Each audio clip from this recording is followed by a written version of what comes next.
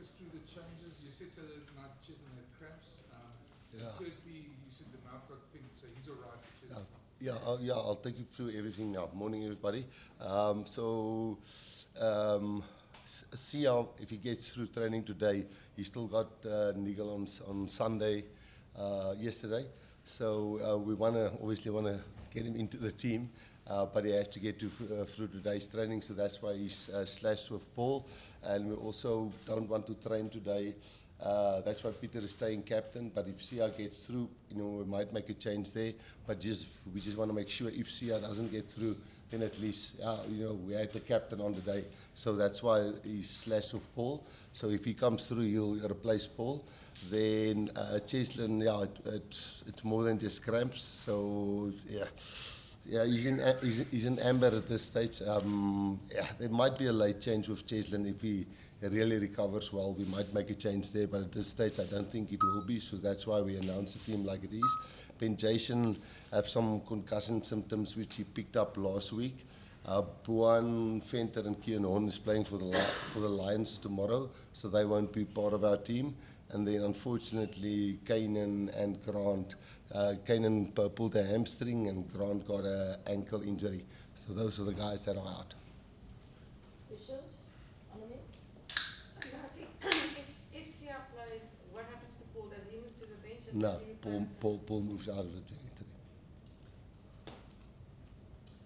Rassie, if Sia does play, obviously brings a lot of leadership to the team, but you think he can also help maybe with, on Saturday the All Blacks generally found that they were always able to get an extra man out wide. I mean, sometimes they had to be really patient about it, but they didn't tend to find space out wide. Do you think that's an area Sia can I think you're 100% right there. I mean, Paul played really good. I mean, he played well, and there's no reason why we should keep him out. But Sia, Sia is our captain. Peter Steff is doing a sterling job, and Peter is really playing well. And you spot on Sia's got some strengths, which one of them is the attacking breakdown. He's really good at sorting that out fast, which was an area which we struggled with. I think there was lots of times that we played really badly, and not because they did anything illegal. We just couldn't get them away out of the breakdown when we were in really good attacking positions. Sia's really good at that, and then as you rightly say there, he's really good at getting us width on defense. Him and Peter together, Peter Steff together, we call it the gates. They are really well organized in the defensive sets in the gates. So that was definitely something which we lacked. But Paul will just get better. He's only played 4 matches. So yes, I think Sia will definitely help us in those 2 areas. Hi, Rassie. Just 2 things. You said Kanan's injured, so is that put him in doubt for the rest of the series? But also just 48 hours, you've done a bit of an analysis, I'd imagine. What's your calm take of the first test? Yeah, no, I was small. I didn't swear. I just said F. I didn't complete it. No, hell, man. They played well. They deserved to win. There was nothing that the referee did wrong. They played really well, and they took us in certain areas to a place that we couldn't handle some stuff. And then when they got their opportunities, they really finished well. I do think the scoreboard doesn't 100% reflect. We certainly, there were stages where I felt we were dominant, and I don't want to say the old normal words. It's just true.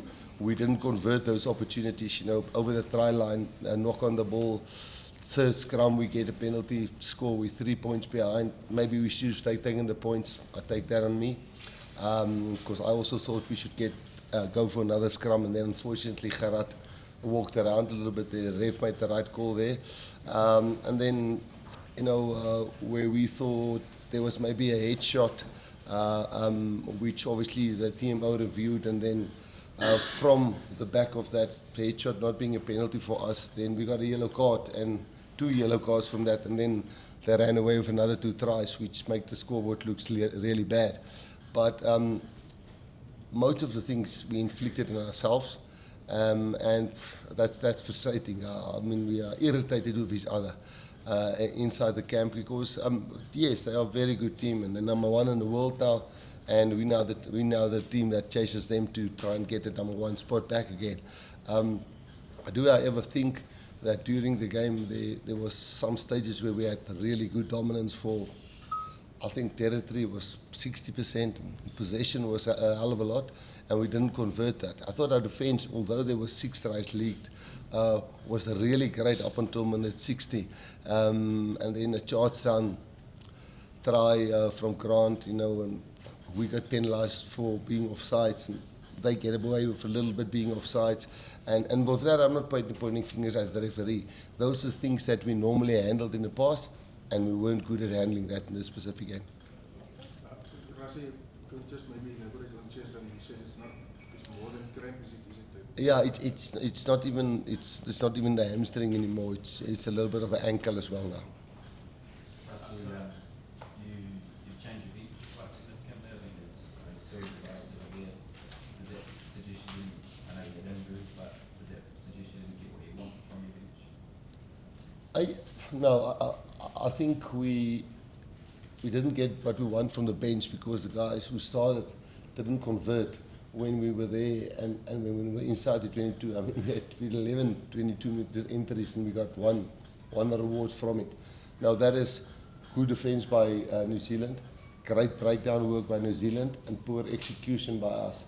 So, if the guys who started, and I'm including coaches there, I think me personally made some wrong calls on some of the tactics we wanted to try and do inside the 22.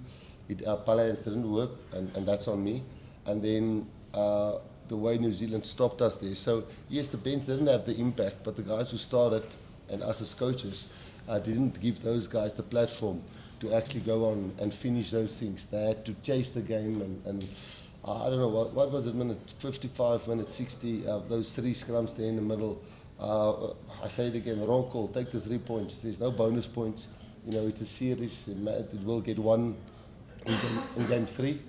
The series will get won or lost or drawn or can be able to get drawn. So it's a great opportunity lost by us, which we caused on ourselves. But you can't blame it on the bench if the guys who started didn't convert.